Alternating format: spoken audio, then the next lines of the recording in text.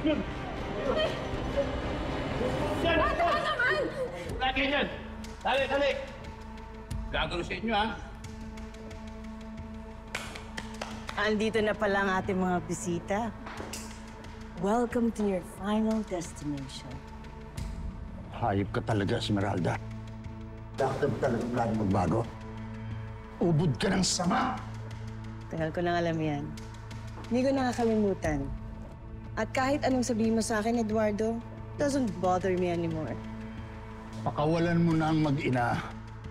Huwag mo silang idamay dito. Oh, no way. No way! Ano bang kasalanan namin sa'yo? Anong kasalanan? Ikaw may kasalanan sa amin, pinapatay mo si Gregory. Nawalan ng ama ang mga anak ko.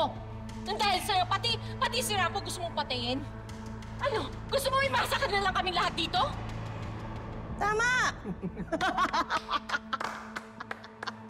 Ang galing mo! Ang talino, Juday. Tama ka.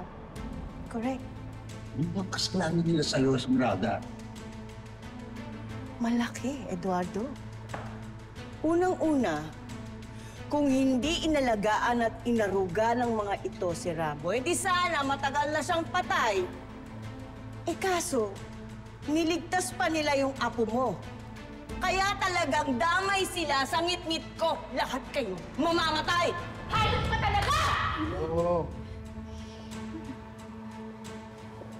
Ano sinabi mo? Gob, Ha? Ulitin mo. Ulitin mo. tama na pa, Ano? Gob. Ano? Gob, nakikiusap po ko sa inyo, Gob. Kahit anong alang kay Jorel po, gawin niyo po kung anong tama.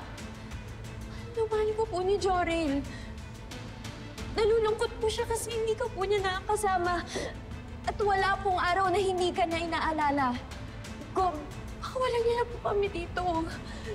Hindi po galit sa inyo si Jorel. Gusto lang po niya na magbago kayo at sa buko. Tinraidor niya ako. Mas pinili ka niya kaysa sa akin. Tama na! Ang dami yung drama!